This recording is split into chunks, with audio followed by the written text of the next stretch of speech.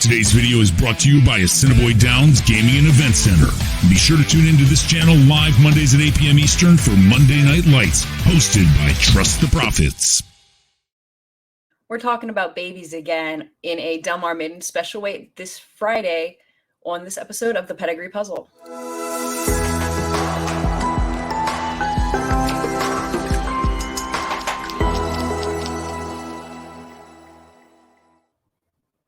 So I got a notification that some horses that I liked the sales this year will be making their debut. And although the ones I liked the most are on the also eligible list, I thought it would still be a good race to go through and go horse by horse, kind of like we did last time, and look at each filly's credentials in this Del Mar Maiden special weight. It'll be a 5 furlong event on the turf. It is race 1 on Friday, August 4th. Let's go ahead and start going horse by horse. We'll start with number 1. She is Romantic. She's by Blame and out of the Vindication mare, Romantic Frolic, who was over 10 but has produced 2 stakes-placed winners by Bodemeister and Quality Road, and is a half to stakes winners Super Frolic and Stormy Frolic.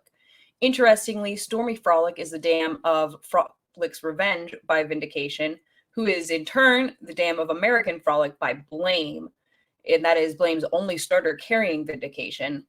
And also, Frolic's Revenge has produced Drew's Gold by Violence.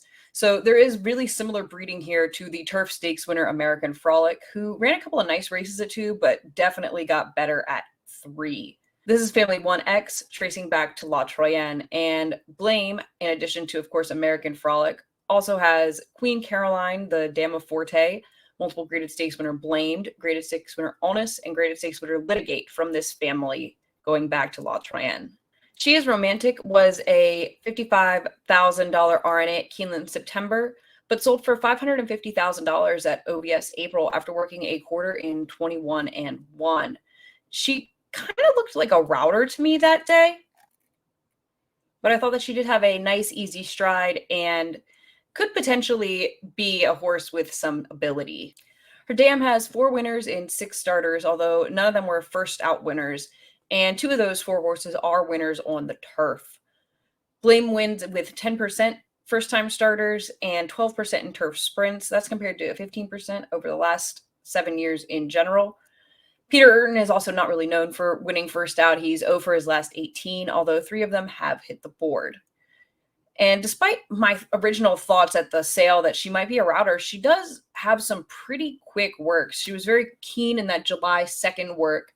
And here we're looking at the work from July 16th with Uplift and Upstart Colt, who cost $250,000 at OBS March.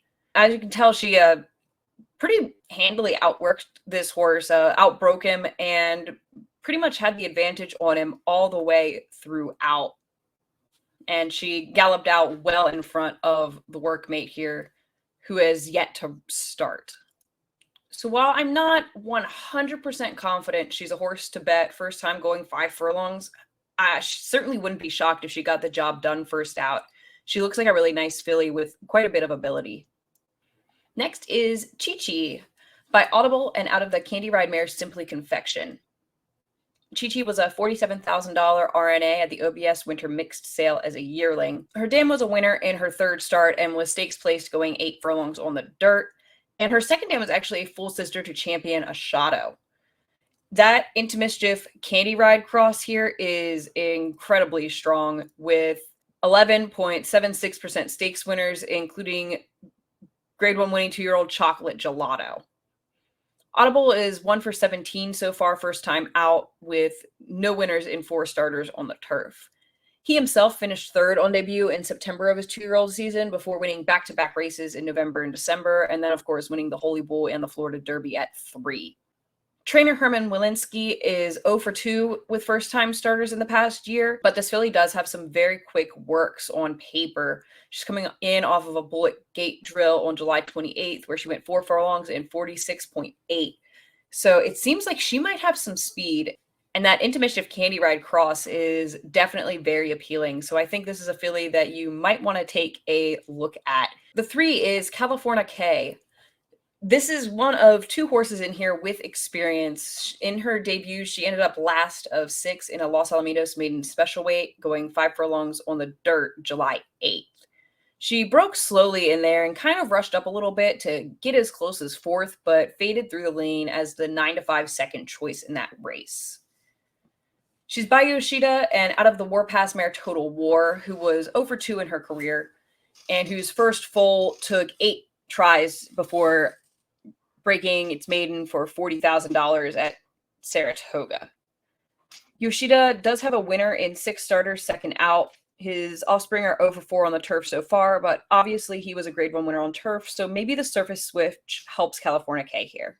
She's got a couple of works that you can look at on XBTV. She worked from the gate on July 21st with Downburst and D Coldest, both older horses who have been okay, but not the greatest horses in the barn.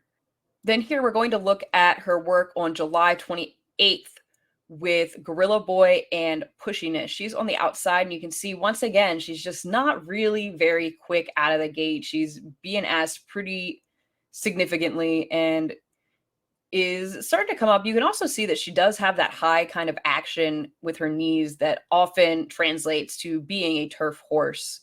So maybe that bodes well for her. She pretty handily outworks Gorilla Boy, a unraced 2-year-old who cost $75,000 at OBS March, but never actually caught up to Pushiness, who was a winner on debut July 9th. So seems to be a horse with a little bit of ability. Trainer Luis Mendez is 19% with second-time starters and 10% going from dirt to turf. So clearly this filly is one who's slow out of the gate, and while turf might help, she'll definitely need, I think, a quick pace up front in order to do her best running. Next is the 4, Sophie Jean. She's by Uncle Mo and out of the Distorted Humor mare Agatha. This was a $25,000 Fasig-Tipton Kentucky Fall yearling. She's out of an unraced dam who has produced 5 winners in 7 starters. None of those were first out winners, but she does have 4 second out winners and 2 turf winners. Offspring of Agatha overall are 3 for 12 sprinting on the turf. The Uncle Mo Distorted Humor Cross has a little bit of precedent with 1 stakes winner in 18 starters. That 5.6% is just okay for Uncle Mo, but he is 14% with first-time starters and 14% with turf sprints. We're going to take a look here at the work on 610 with Salsation. The horse she's working with here is a 2-year-old as well, who did win on debut in a $50,000 maiden claiming race at Los Alamitos. She was kind of held up a little bit early, asked late, and went a little bit better than the workmate in here, finishing up in 49 seconds flat. Trainer Luis Mendez is 9% with 2-year-old first-time starters and 11% first time on the turf. So she's a horse who I think you have to consider being part of the picture, but also one who I'm not sure I absolutely love in here from what we can see. The 5 is She's My Niece by Hard Spun out of Any Day Is My Day by Fleet Alex. The dam was a 3-time winner in maiden special weight and allowance company in New York, so it was a decent quality mare, but she did lose both of her turf starts. Any Day Is My Day is a half-sister to Graded Stakes Place Zapper Cat, and this third dam, Rokeby Rosie, is actually a half to the Great Mare Silver Bullet Day. So there is a little bit of quality there if you go back a bit. She's My Niece was a $50,000 Fasig-Tipton Kentucky October yearling and is the other horse in the race with prior experience. She's 0 for 3 so far, though, and was favored in 2 of those. She does switch to turf for the first time here. She hasn't been terrible in her dirt efforts, but certainly is going to need to improve. Doug O'Neill does win at 13% first time on the turf, and Hardspun wins with 14% of his turf sprinters. And She's My Niece has been working with some nice horses since that last race. On 610, she worked with Recalcitrant, who is a winner in 2 starts. And she looks like she's a pretty long striding type of filly. She did have to be asked to keep up with Recalcitrant, but was able to do so and actually galloped out in front of her workmate.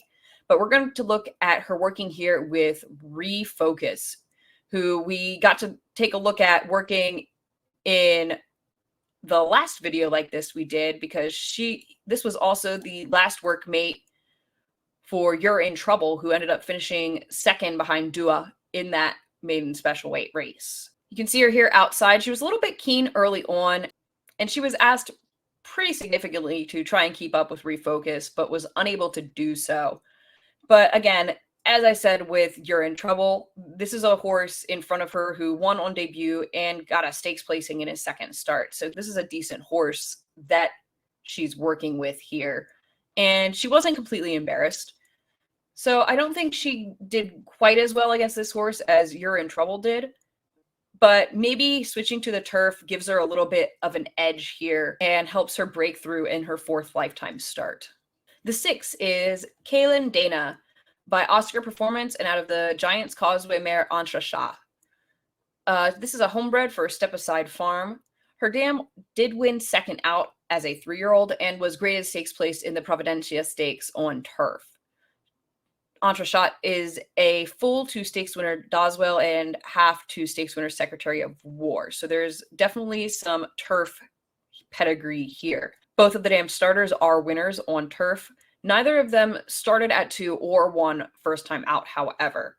The cross here of Kitten's Joy with Giants Causeway has produced Grade 1 winner Hawkbill, but has only 3.8% stakes winners in 79 starters, which isn't particularly exceptional. Again, there is definitely turf pedigree here. Oscar Performance babies win at 16% first time out and 21% trying the turf for the first time. Trainer Sean McCarthy is over his last 8 with first time starters. But there are definitely some nice works, it looks like, on the page without any video on XBTV. So this one is a bit of a tough read for me. She definitely would not surprise me, however, with absolutely loaded with turf pedigree here. The 7 is Indian Dreamer, a daughter of Matoli out of Go Dana Go by Malibu Moon. This was a $65,000 Keeneland September yearling out of a mare who was 0 for 11, but has produced 3 winners from 3 foals to race, including 1 winner on turf. That foal by Exaggerator was a winner routing who is stakes placed on the turf. And she did produce a first out winner by Mastery. Matoli has produced 9% winners in 22 starters first time out so far, but none of his 4 turf starters have won. Trainer Val Brinkerhoff is 0 for 6 with first time starters, but this filly is coming in with 4 straight gate works, including a 4 furlongs and 48 flat in her most recent work on July 28th. There is certainly some quality here if you go back a little bit in the pedigree. The second dam, Danzig's Dreamer, is actually a half-sister to Distorted Humor. So you know that there is definitely some quality here, as well as the dam already producing a stakes-placed winner. The 8 is Mysticism by Warfront out of the Archmare Clairvoyance. She is the first foal out of her dam who was a debut winner going a mile on the turf, although that race did come at age 4. Clairvoyance is a half to 2 stakes winners, including Dagnabbit, a 2-time stakes winner at 2, which helps to alleviate the concerns about the mare not racing until she was 4. This Warfront Arch Cross has been absolutely exceptional with 11.5% stakes winners in 113 starters, including 5 Grade 1 winners. Warfront is 9% with first-time starters and 17% with turf sprinters. Richard Mandela is over his last 8 2-year-old first-time starters, but wins with 20% first-time starters overall, so you know he can get a horse ready to win first out. There are a lot of works to watch on ExpressBet TV. We're going to take a quick look at 2 of them, her most recent gate works. We're going to take a quick look here at her July 12th gate work, where she pretty handily outbroke her workmate here, Flynn's Chance, an unraced full sister to Moonlight d'Oro and a half to Olive Branch, who sold for $675,000 at Keeneland in September. She definitely had good energy here coming out. And this is an interesting work because if we'll cut to the turn here, as Mysticism is sort of asked to pick it up just a little bit and finish up as Flynn's Chance comes through. But Flynn's Chance was working an extra furlong compared to Mysticism. So the fact that the workmate draws off here might have been by design. You can see here that the jockey's standing up and kind of letting her just coast in. And then we'll look at her solo gate work on July 30th. And you see she's got a little bit of a stutter step coming out of there, but very quickly gets into stride And seems like this is a filly who's definitely keen out of the gate, despite that little bit of stickiness. Sort of, she had so much pent up energy, she kind of moved a little laterally in the beginning of that break. But she went in 35.4 here for 3 furlongs. This was the second fastest of 34 workers at the distance. So this looks like one who certainly has a bit of speed to her. She definitely seems ready to go, and the turf definitely makes sense here for this daughter of Warfront. I wonder if maybe 5 furlongs is a little short just based on pedigree, but looking at the works and the kind of speed she has, that might not be the case. Now we're moving on to the also eligibles in here. The 9 is Pacific Rose by Not This Time, and out of the Bernardini mare Naples Rose. This was a $95,000 Cailin September yearling who sold for $125,000 at OBS March after working in 10-1. The dam was 0-3, but has 2 winners and as many starters, although neither of them were winners on debut, and the only turf try from one of her foals was unsuccessful. Pacific Rose actually comes from the female family of Mitoli, going back to the 3rd dam, who is also the 3rd dam of Mitoli. Not This Time has been great with first-time starters. His offspring win 20% on debut and 17% in turf sprints. And Doug O'Neill certainly knows how to get a 2-year-old first-time starter ready. He wins at 11% with debut 2-year-olds. There are definitely quick works on the page and another with plenty to watch on XBTV if you want more. But we are going to look at that most recent work on July 30th with Ready to Storm, a City of Light colt who is still unraced. You can see she gets out of the gate very smoothly and takes off pretty well here, gets into stride. And these two pretty much went in tandem all the way around for a final work time of 36.4. Pacific Rose definitely looks like she will be a contender in here if she draws in. The 10 is Cyprus Moon by Malibu Moon out of the Holy Bull mare Holy Fashion. She sold for $90,000 at Cailin September and then $190,000 at OBS April after this work in 9-4. Her dam Holy Fashion was a debut winner at 2 and a multiple stakes winner, including a stakes win at 2. She's produced 4 winners from 7 starters, including a stakes winner and a single debut winner, although her offspring are currently 0-3 on the turf. That Malibu Moon Holy Bull Cross has produced 2 stakes winners in 22 starters, which is just about 9%. Malibu Moon gets 10% winners first out and 9% winners in turf sprints. She does have a pair of quick gate works at San Luis Rey in preparation for this, including a bullet work where she was the fastest of 42. However, George Papaprodromo is 0 for his last 20 with first-time starting 2-year-olds. The 11 is Avoir by More Than Ready and out of the Distorted Humor mare Princess Julia. This filly was a $140,000 RNA at Cailin September, who then sold for $72,000 at OBS April after working in 10 flat. And this is actually another member of Family 1X. Her dam was 0-4, but is a daughter of 2-year-old champion Folklore, who is the grand dam of Japanese Triple Crown winner Contrail. This branch of Family 1X, going back to Avoir's 4th dam, Gino, is also actually responsible for 2-year-old champion Forte. More Than Ready also comes from a different branch of this family, to which he himself is line bred via his dam sire Woodman. So you have overall 3 different sources of this Family 1X in the first 4 generations of Avoir's pedigree. Princess Julia's only starter was beaten just ahead when debuting at age 2 and was a winner at age 3 in a second start. More Than Ready gets 8% winners first time out and 14% winners in turf sprints. And that More Than Ready Distorted Humor Cross has produced a respectable 5.4% stakes winners in 56 starters. There are no works to look at on XBTV, but on paper, they certainly look fast. Peter Miller is winning at 5% first time out with 2-year-olds. And then comes Julia's Dream. This is the horse who actually inspired me to make this video, even though it seems like it's very unlikely that she will draw in and actually debut here. I was very interested in her at OBS April. She sold for $180,000 after working in 9-4. And she was a bit green in this work. She switched back to her wrong lead and then switched back again to her proper lead just before the wire.